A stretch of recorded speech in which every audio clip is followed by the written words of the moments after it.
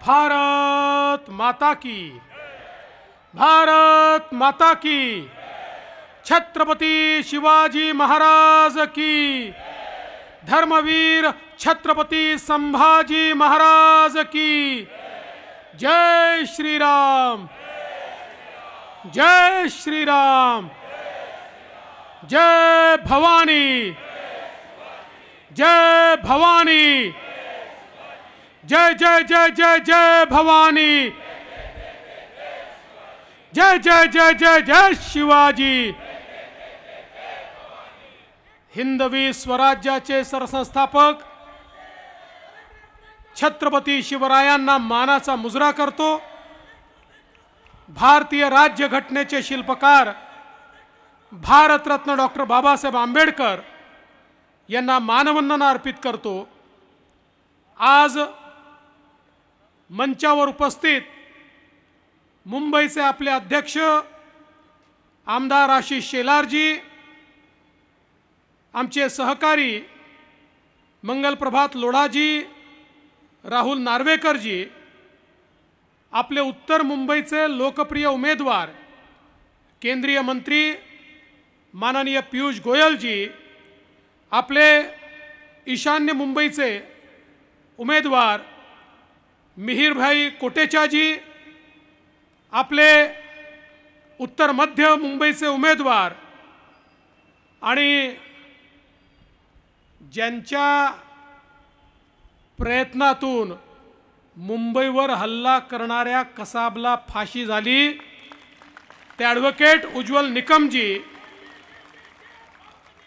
खासदार गोपाळ शेट्टीजी, मनोज कोटकजी, किरीट सोमय्याजी, प्रवीण दरेकरजी, प्रसाद लाडजी, या ठिकाणी उपस्थित मनीषाताई चौधरी, रामभाऊ कदम, योगेशजी सागर, परागभाई शाह, सुनीलजी राणे, विद्याताई ठाकूर, अमित साटमजी, भारतीताई लवेकरजी, संजय उपाध्यायजी, पराग अळवणीजी, तमिल सेल्वनजी, कालिदास कोळंबकरजी, दिलीप जगतापजी, संभाजीराजे दहातोंडेजी, राजन सिंगजी, प्रकाश मेहताजी, राज पुरोहितजी, मंचावर उपस्थित शशांक रावजी, मंचावर उपस्थित सर्व मान्यवर आणि उपस्थित सर्व भगिनी आणि बंधूंनो, मी सर्वप्रथम आपल्या सर्वांना महाराष्ट्र दिनाच्या खूप खूप शुभेच्छा देतो आणि आपला महाराष्ट्र सातत्याने विकासाकडे जात राहो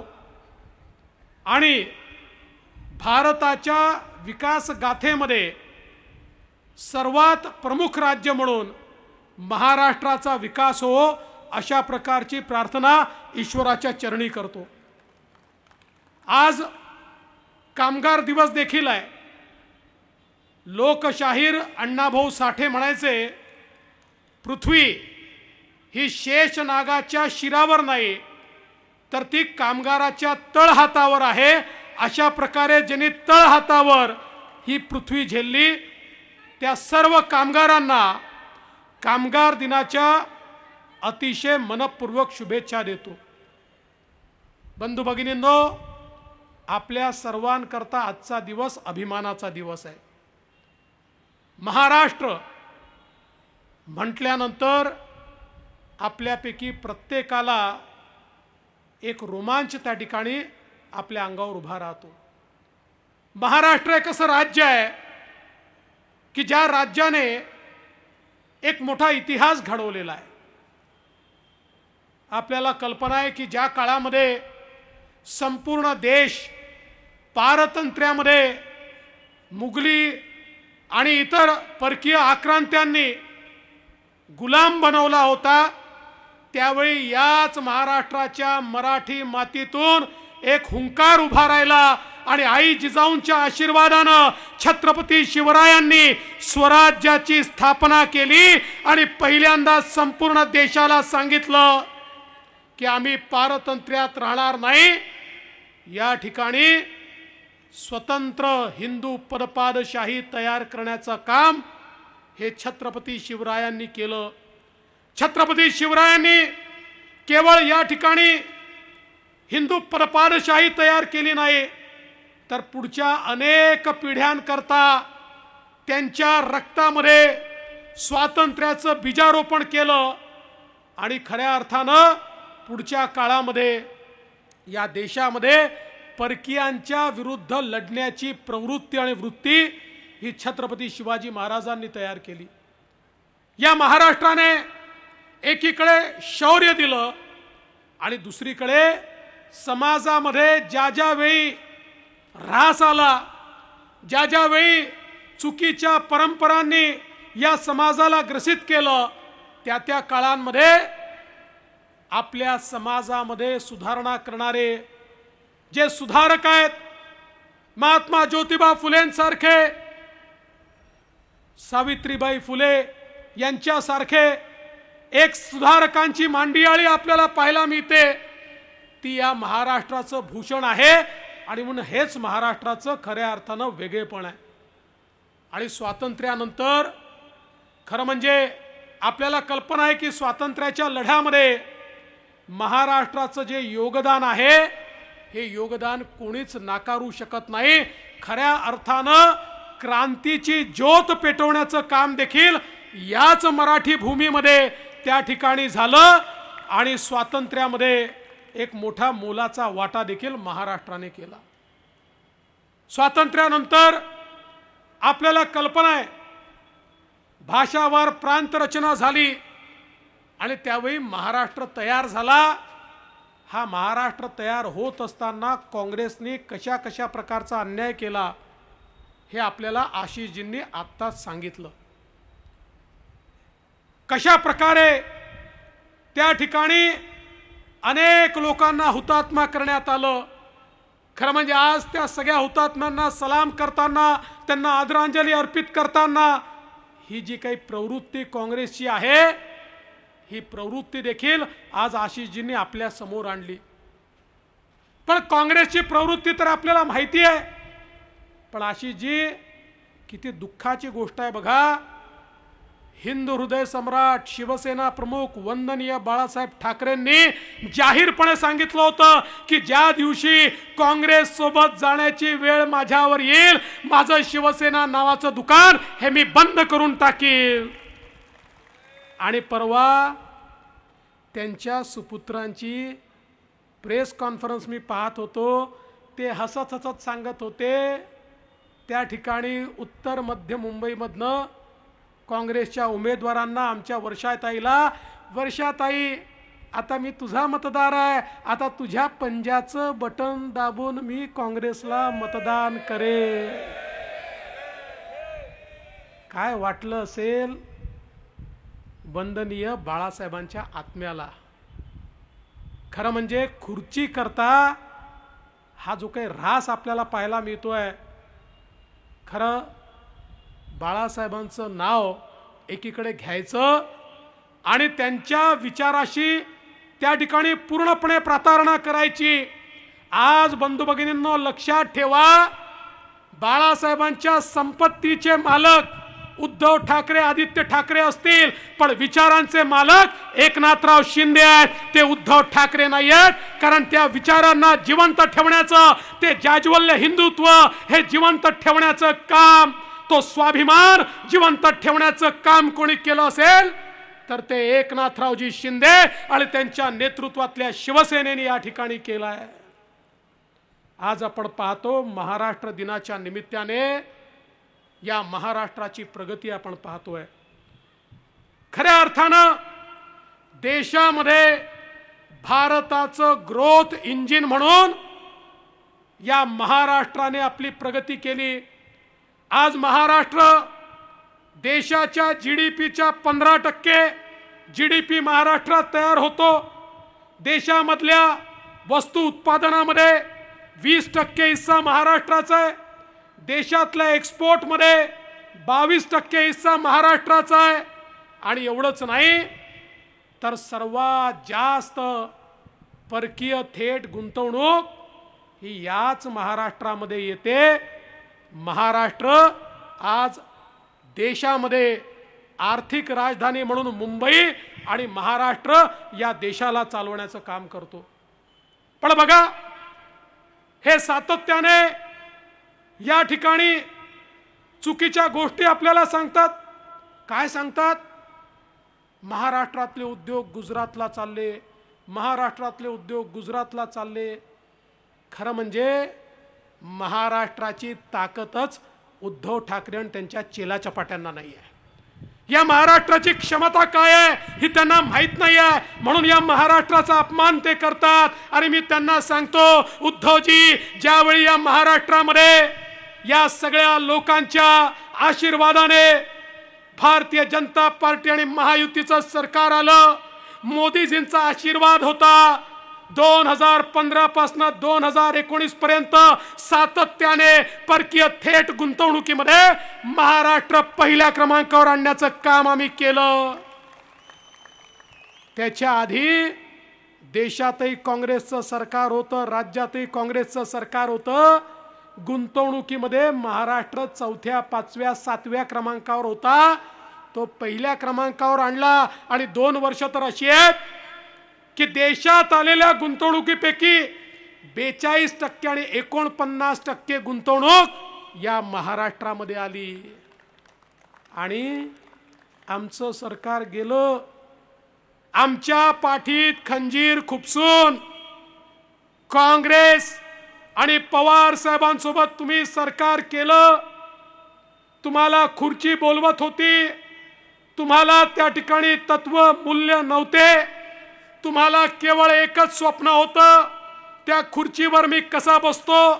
त्या खुर्चीवर बसण्याकरता तुम्ही विचारांना तिलांजली दिली, त्या खुर्चीवर तुम्ही बसलात. काय झालं तुमच्या काळामध्ये? अरे, जो पहिल्या क्रमांकावर महाराष्ट्र होता, तुम्ही मुख्यमंत्री झाले आणि कर्नाटक पहिल्या क्रमांकावर आला, गुजरात दुसऱ्या क्रमांकावर आला आणि महाराष्ट्र मागे गेला. त्याच्या पुढच्या वर्षी गुजरात पहिल्या क्रमांकावर आला, पुन्हा महाराष्ट्र मागे गेला. अरे मग तुम्ही मराठी अस्मिता सांगताना, तुम्ही महाराष्ट्राबद्दल बोलताना मग तुमच्या मनगटात धमक का नव्हती की ज्या महाराष्ट्राला आम्ही पहिल्या क्रमांकावर आणलं होतं तो तुमच्या राज्यामध्ये मागे गेला. अरे बंधू भगिनींनो, तोंडाच्या वाफा दडून राज्य पुढे जात नसतं, त्या ठिकाणी मनगटात जोर असावा लागतो. आम्ही शिंदे साहेबांच्या नेतृत्वात पुन्हा एकदा महाराष्ट्रात सरकार स्थापन केलं. स्थापन केल्याबरोबर माझा पहिला इंटरव्ह्यू झाला. त्या पहिल्या इंटरव्ह्यू मध्ये मी सांगितलं, काळजी करू नका, महाराष्ट्र मागे गेला असेल, आता पुन्हा आम्ही आलो आहे, महाराष्ट्राला पुढे आणू. आणि पहिल्याच वर्षी महाराष्ट्र पुन्हा नंबर 1 आणण्याचं काम आम्ही केलं. आणि या वर्षी पुन्हा माननीय पियुष गोयलजींचं मंत्रालयच त्या ठिकाणी सगळी आकडेवारी देते. मला सांगताना आनंद वाटतो, या वर्षी पुन्हा महाराष्ट्रच नंबर 1 आला. गुजरात असेल, कर्नाटक असेल, दिल्ली असेल, यांची एकत्रित बेरीज केली तरी त्यापेक्षा जास्त गुंतवणूक आम्ही महाराष्ट्रामध्ये आणली. कारण आम्ही छत्रपती शिवाजी महाराजांना मानणारे आहोत. महाराजांनी आम्हाला काय सांगायचं? रडायचं नाही, लढायचं. लढणारे आहोत, लढत लढत पुढे जाणारे आहोत. अरे तुम्ही 2.5-3 वर्ष त्या ठिकाणी होतात, केवळ रडत राहिलात, आमची गुंतवणूक चालली, आमची गुंतवणूक चालली. अरे कोण गुंतवणूक अशा राज्यामध्ये करेल ज्या राज्यामध्ये सत्तारूढ पक्ष षडयंत्र करतो आणि जो सगळ्यात मोठा इन्व्हेस्टर आहे त्याच्या घरासमोर तुमचेच पोलीस तुमचं षडयंत्र करून बॉम्ब ठेवतात? कोण तुमच्या राज्यामध्ये येणार आहे ज्या राज्यामध्ये 100 कोटी रुपयाचं वसुलीचं रॅकेट चालतं? त्या राज्यामध्ये कोण येणार आहे ज्या राज्याचे मुख्यमंत्री 2.5 वर्षात केवळ 2 वेळा मंत्रालयामध्ये जातात आणि केवळ फेसबुक लाईव्ह करतात आणि कोमट पाणी प्या म्हणतात? त्या राज्यामध्ये कोण जाणार आहे? बंधू भगिनींनो, तुमची नीती काय होती? माझं कुटुंब माझी जबाबदारी, इतर सगळ्यांची कुटुंब मोदींची जबाबदारी.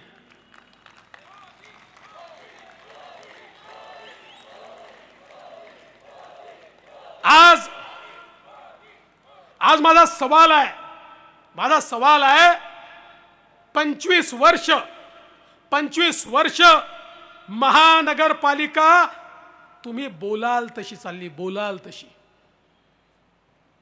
या मुंबईवर अखंडित राज्य होतं. हो, आम्ही देखील होतो सोबत, पण राज्य तुमचं होतं, तुम्ही चालवत होतात. मग सांगा ना, 25 वर्षामध्ये या मुंबईला तुम्ही नेमकं काय दिलं ते सांगा. काय बदल केला सर्वसामान्यांच्या जीवनामध्ये? काय बदल केला? अरे, जो मराठी माणूस, जो गिरणी कामगार या दक्षिण मुंबईमध्ये राहत होता, त्याला हद्दपार करण्याचं काम हे तुमच्या सरकारमध्ये झालं. तुम्ही महानगरपालिकेतनं त्याला या ठिकाणी बसवू शकला असतात. 70 हजार कोटी रुपये बँकेच्या फिक्स्ड डिपॉझिटमध्ये टाकले, पण त्या मराठी माणसाला घर देण्याकरता तुम्हाला त्या ठिकाणी निर्णय घेता आला नाही. बंधू भगिनींनो, या मुंबईची अवस्था या ठिकाणी काय केली? अनेक लोक म्हणतात मध्यंतरीच्या काळामध्ये बंगलोर आयटी कॅपिटल झाला, हैदराबाद आयटी कॅपिटल झाला. का आयटी कॅपिटल होऊ शकले? का ते पुढे जाऊ शकले? काळजी करू नका, आपण त्याच्यावरही उपाय केला. पण सांगतो हे का झालं? कारण राज्यातलं काँग्रेसचं सरकार आणि इथली महानगरपालिका यांना केवळ त्या ठिकाणी भ्रष्टाचार करायचा होता. त्यांना या ठिकाणी केवळ तीच कामं हातामध्ये घ्यायची होती ज्याच्यामध्ये माल पाणी मिळतं. यांच्या माल पाणी मिळवण्यामुळे मुंबईतलं इन्फ्रास्ट्रक्चर तयार होऊ शकलं नाही. परिणामी या ठिकाणी आपला आयटीचा उद्योग करणं आता परवडत नाही हे लक्षात आल्यामुळे लोक त्या ठिकाणी गेले, स्टार्टअप्स त्या ठिकाणी गेल्या. पण मला आनंद वाटतो, मोदीजीचं राज्य आलं, मोदीजींनी स्टार्टअप पॉलिसी आणली. महाराष्ट्रामध्ये आम्ही स्टार्टअप पॉलिसी आणली आणि स्टार्टअप पॉलिसी आल्यानंतर आज मला सांगताना आनंद वाटतो, आता स्टार्टअप कॅपिटल बंगलोर नाही आहे, स्टार्टअप कॅपिटल हैदराबाद नाही आहे, आता स्टार्टअप कॅपिटल हे महाराष्ट्र आहे. कारण देशातील सर्वात जास्त रजिस्टर्ड स्टार्टअप, जवळजवळ 20% देशाचे स्टार्टअप हे एकट्या महाराष्ट्रात आहेत आणि देशाचे युनिकॉर्न्स 25% एकट्या महाराष्ट्रामध्ये आहे. कारण आम्ही रडलो नाही, आम्ही लढलो. आज या मुंबईमध्ये मला या ठिकाणी सांगताना आनंद वाटतो, हा कोस्टल रोड असेल, ट्रान्स हार्बर लिंक असेल, मुंबईचे एसटीपी असतील, मुंबईचे लोकल ट्रेन असेल, मुंबई मधली मेट्रो असेल, सांगा याच्यामध्ये तुमचा काय वाटा आहे सांगा. हा जो वाटा तुम्हाला हवा होता तो कुठून कुठून तुम्ही घेतला त्याबद्दल मी बोलत नाही.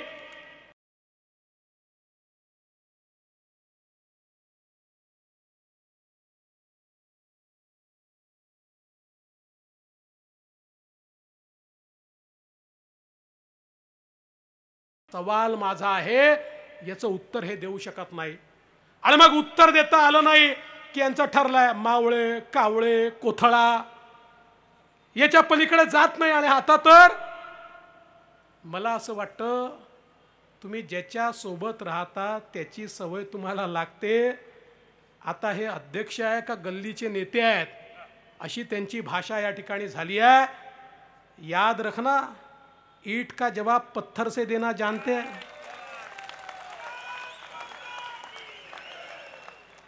संयम ठेवलाय कारण आम्ही परिपक्व आहोत. ज्या दिवशी आपल्यावर येऊ त्या दिवशी काय ताकद आहे ती दाखवूनही देऊ. पण बंधू भगिनींनो, चिंता करण्याचं कारण नाहीये. ही मुंबई मोदीजींवर प्रेम करते, मोदीजींवर. मुंबईचं प्रेम मोदीजींवर आहे. कारण आज हे सगळे प्रोजेक्ट जे मुंबईचे झाले, अरे मोदी सरकार नसतं तर हे होऊच शकले नसते. हा एअरपोर्ट नसता झाला, हा कोस्टल रोड नसता झाला, हे ट्रान्स हार्बर लिंक नसता झाला, या मेट्रो नसत्या झाल्या, हे एसटीपी नसते झाले, या ठिकाणी स्लमच्या पुनर्वसनाचे प्रोजेक्ट्स नसते झाले. बंधू भगिनींनो, मोदीजी होते म्हणून या सगळ्या गोष्टी आपण या ठिकाणी करू शकलो. आणि म्हणून आज या निवडणुकीच्या निमित्ताने मी तुम्हाला एवढीच विनंती करणार आहे, आपल्याला एक विकसित अशा प्रकारचा भारत तयार करायचा आहे आणि त्या विकसित भारताचं ग्रोथ इंजिन महाराष्ट्र आहे आणि महाराष्ट्रामध्ये आपलं मुंबई आहे।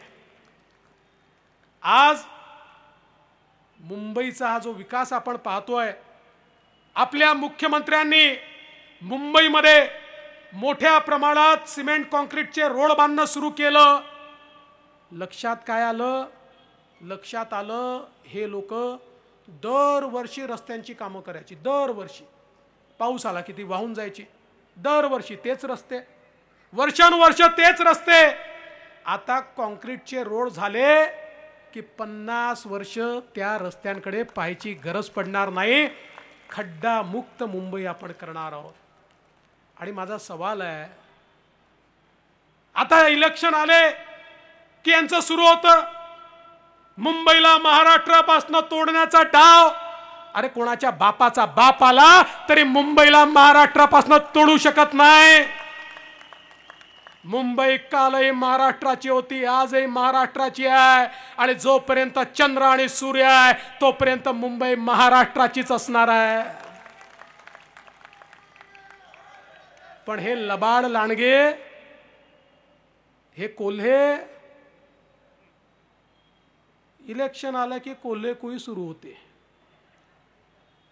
यांचे डायलॉगबाजी सुरू होते। पण आता यांची डायलॉगबाजी यांचे लोक ऐकत नाही, त्यांनाही ती पचनी पडत नाही। आज आपण बघा, ज्या प्रकारे कोविडच्या काळामध्ये एक संधी होती, देशाचे पंतप्रधान ज्या प्रकारे देश संचालित करत होते, आठवा तो काळ।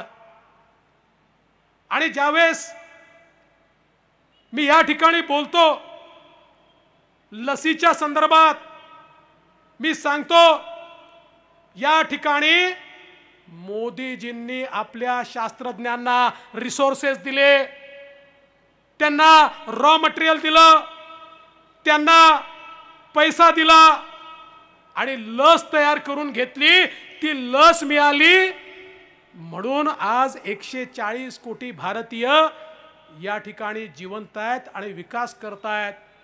तर यांना मिरची टोचते, यांना लस म्हणजे लसूण वाटतो। म्हणाले मोदीजींनी लस तयार केली का? अरे बेड्यांनो, महानगरपालिकेचा एखादा पूल तयार झाल्यानंतर तुम्ही सांगता ना, हा पूल मी तयार केला, तुम्ही थोडी जाऊन तिथे पूल तयार केला असतो, तो पूल तिथल्या इंजिनियरनी मजुरांनीच तयार केला असतो, पण त्याचं क्रेडिट मात्र तुम्ही घेता। आणि ज्या मोदीजींनी संपूर्ण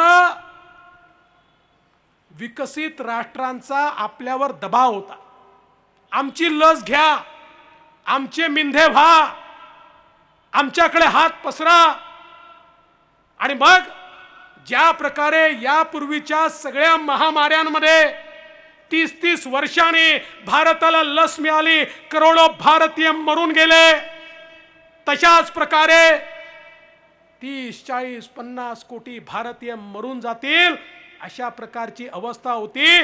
पण हा दबावाला मोदीजींनी झुगारलं, हा दबाव बाजूला केला आणि मोदीजींनी सांगितलं या देशात लस तयार होईल आणि जगाच्या पाठीवर 3-4 देश केवळ लस तयार करू शकले, त्या देशांमध्ये माझा भारत आहे, ज्या भारताने लस तयार केली। जर माझ्या नेत्याच्या नेतृत्वात ती तयार झाली, तुमको मिर्ची लगी तो मैं क्या करू। आणि त्याच कोविडच्या काळामध्ये तुम्ही काय करत होतात? खिचडी चोरी, कफन चोरी। अरे प्रेताच्या टाळूवरचं लोणी खाणारे तुम्ही, त्या ठिकाणी लोक मरत असताना, लोक उपाशी असताना, एकीकडे देशाचे प्रधानमंत्री मोठ्या प्रमाणात रेशन देतायत, मदत करतायत आणि तुम्ही मुंबईमध्ये खिचडीचा घोटाळा करताय। अरे प्रेताच्या टाळूवरचं लोणी खाणारे तुम्ही, अरे बाकी जाऊ द्या, त्या बॉडी बॅगचा घोटाळा करताय। कफन चोर आहात तुम्ही, कफन चोर, कफन चोर, बॉडी बॅग मध्ये घोटाळा करणारे कफन चोर। या ठिकाणी तुमच्या घोटाळ्याची मालिका तर मी काढणारच आहे। अभी तो शुरुआत हुई है, आगे आगे देखिए होता है क्या। आणि म्हणून बंधू भगिनींनो, आज या देशाला कणखर नेतृत्व हवं आहे। महाराष्ट्राला फार मोठी संधी आहे। जगाच्या पाठीवर कोविड नंतर मोठ्या प्रमाणात जो 30 वर्षापासून जगाची फॅक्टरी म्हणून काम करणारा चीन होता, आता त्या चीनबद्दल लोकांना निराशा यायला लागली आहे आणि मोठ्या प्रमाणात हे मॅन्युफॅक्चरिंगचं सेक्टर आता तिथनं बाहेर पडत आहे। आणि बाहेर पडताना ते एकच गोष्ट पाहतात, कुठला देश आहे ज्या देशामध्ये मजबूत नेतृत्व आहे, कुठला देश आहे ज्या देशामध्ये स्टॅबिलिटी आहे, स्थिरता आहे, कुठला देश आहे ज्या देशामध्ये ट्रान्सपरन्सी आहे, पारदर्शिता आहे, कुठला देश आहे ज्या देशामध्ये कायद्याचं राज्य आहे, कुठला देश आहे ज्या देशामध्ये त्या ठिकाणी जो इन्व्हेस्टर आहे त्याला मोठ्या प्रमाणात मदत केली जाते आणि जगाच्या पाठीवर त्यांना मोदीजींच्या नेतृत्वात भारत देश दिसतोय। या भारताकडे आज जग आकृष्ट होत आहे आणि जग जेव्हा भारताकडे आकृष्ट होतं आणि मग भारतात कुठे जायचं विचार करतं, त्यावेळेस त्यांच्या लक्षात येतं भारतामध्ये देखील जर कुठलं राज्य हे इन्व्हेस्टर फ्रेंडली आहे तर ते महाराष्ट्र आहे। आणि म्हणून मोदीजींच्या नेतृत्वामध्ये प्रचंड अशा प्रकारची संधी आज आपल्याला प्राप्त होते आहे आणि मला विश्वास आहे तिसऱ्यांदा मोदीजी देशाचे प्रधानमंत्री झाल्यानंतर आपला देश 5 ट्रिलियनची इकॉनॉमी होईल आणि आपला महाराष्ट्र 1 ट्रिलियनची इकॉनॉमी ही आम्ही त्यांच्या सोबत करू। आणि एवढंच नाही तर आमचा तर प्रयत्न आहे की पुढच्या काळामध्ये केवळ महाराष्ट्र नाही तर हे जे MMRचं रिजन आहे, या रिजन मध्ये क्षमता आहे, हे रिजन या ठिकाणी 1 ट्रिलियनचं होऊ शकतं। आज आमचं MMRचं रिजन हे डेटा सेंटर कॅपिटल झालाय। देशाची 65% डेटा सेंटरची कॅपॅसिटी आमच्या MMR रिजन मध्ये तयार झाली आहे। संधी भयानक मोठी आहे, अमाप अशा प्रकारची संधी आहे आणि ही संधी आज आपल्या सर्वांना खुणावते आहे, पण त्याकरता खंबीर नेतृत्व हवं आहे। मला अतिशय आनंद आहे, मुंबई सातत्याने महायुतीच्या पाठीशी उभी आहे। भारतीय जनता पक्षाचे आपले 3ही उमेदवार आज या ठिकाणी आहे। उत्तर मुंबईमधनं पीयूष गोयलजी यांच्यासारखे केंद्रीय मंत्री आज आपल्याला उमेदवार म्हणून मिळाले आहे आणि आपलाही स्वार्थ असा आहे की पीयूषजींसारखा नेता मुंबईमधनं निवडून आल्यानंतर पीयूषजी तसेही मुंबईकडे लक्ष द्यायचे, महाराष्ट्राकडे लक्ष द्यायचे, पण आपला हक्काचा माणूस या मुंबई करता पीयूषजींच्या रूपाने आपल्याला या ठिकाणी मिळणार आहे। मीर कोटेचा यांच्यासारखा एक तरुण आज ईशान्य मुंबईमधनं आपण त्या ठिकाणी मैदानात उतरवलेला आहे आणि त्याच वेळी उत्तर मध्य मुंबईमधनं ॲडव्होकेट उज्ज्वल निकम यांच्यासारखा व्यक्ती। बंधू भगिनींनो, ॲडव्होकेट उज्ज्वल निकम यांच्याबद्दल आपण बरंच ऐकलंय, पण एक गोष्ट तुम्हाला सांगतो, या माणसाने आपल्या जीवनामध्ये कधीही आरोपीची केस घेतली नाही, कधीच नाही। आरोपीच्या विरोधात समाजाचे वकील म्हणून त्या ठिकाणी उज्ज्वल निकम उभे आहेत आणि आपण बघितलं असेल या महाराष्ट्रामध्ये कुठेही गुन्हा घडला, लोकांची मागणी असते आम्हाला उज्ज्वल निकम हवेत, पण ते केवळ चांगले वकील आहेत एवढ्यापुरतं मर्यादित नाहीये. मुख्यमंत्री म्हणून मला जवळून त्यांच्यासोबत या बॉम्बस्फोटाच्या खटल्यामध्ये काम करता आलं आणि ज्या प्रकारे पाकिस्तानने तयार केलेलं षडयंत्र हे त्यांनी त्या ठिकाणी कोर्टासमोर आणलं. पाकिस्तान म्हणायचं आमचा काही सहभाग नाही आहे, पण उज्ज्वल निकम यांनी माननीय मोदी साहेबांची मदत घेऊन, केंद्र सरकारची मदत घेऊन अशा प्रकारचे पुरावे जमा केले की आंतरराष्ट्रीय जगतालाही मान्य करावं लागलं की पाकिस्तान आतंकवादाचा पुरस्कार करतं आणि हे सगळे आतंकवादी पाकिस्ताननी पाठवलेले आतंकवादी होते. त्यामुळे आतंकवादाच्या विरोधात लढणारा, त्या ठिकाणी खऱ्या अर्थानं मुंबईच्या बॉम्बस्फोटामधल्या या सगळ्या अपराधांना यमसदनाला पाठवणारा, त्या ठिकाणी खऱ्या अर्थानं जनतेचे वकील असलेले उज्ज्वल निकमजी हे आज आपले उमेदवार आहे, याचा आम्हाला अभिमान आहे. निकम साहेब, तुम्ही उमेदवारी घेतल्याबरोबर काही लोकांच्या पोटात कालवा कालव चालू झाली आहे. काही लोक आता खोटा नरेटिव्ह घेऊन उभे राहिले आहेत. हे तेच लोक आहेत जे लोक मुंबईमध्ये बॉम्बस्फोट घडलाच नाही हे देखील सांगायला कमी करणार नाहीत. असे लोक आता फेक नरेटिव्ह घेऊन उभे राहत आहेत.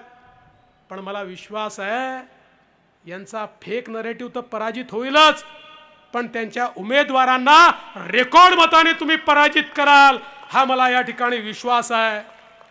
आपले अध्यक्ष आशिष शेलारजींच्या नेतृत्वात मुंबई तयार आहे. मुंबईमध्ये 3 मतदारसंघामध्ये भारतीय जनता पार्टी आणि 3 मतदारसंघामध्ये शिवसेना 6 उमेदवार आम्ही निवडून आणू हा महाराष्ट्र दिनी आमचा संकल्प आहे. हा कामगार दिनी आमचा संकल्प आहे. या मुंबईच्या गरीबाला, झोपडपट्टीमध्ये राहणाऱ्याला, मुंबईच्या कामगाराला त्याचं हक्काचं घर हे आम्ही दिल्याशिवाय राहणार नाही हा आमचा संकल्प आहे. बंधू भगिनींनो, या संकल्पामध्ये तुमचा आशीर्वाद हा महत्वाचा आहे. दिवसाची रात्र करा, जीवाचं रान करा आणि या ठिकाणी मोदीजींना पुन्हा एकदा मुंबईचे 6 खासदार भेट म्हणून द्या एवढीच विनंती करतो आणि माझं बोलणं संपवतो. जय हिंद, जय महाराष्ट्र. देश विदेशातील प्रत्येक घडामोडींचे लाईव्ह अपडेट मिळवण्यासाठी आता साम टीव्हीच्या सर्व सोशल मीडिया प्लॅटफॉर्मला लाईक, फॉलो आणि सबस्क्राईब करा. तसंच सर्व नोटिफिकेशनसाठी बेल आयकॉन प्रेस करायला विसरू नका.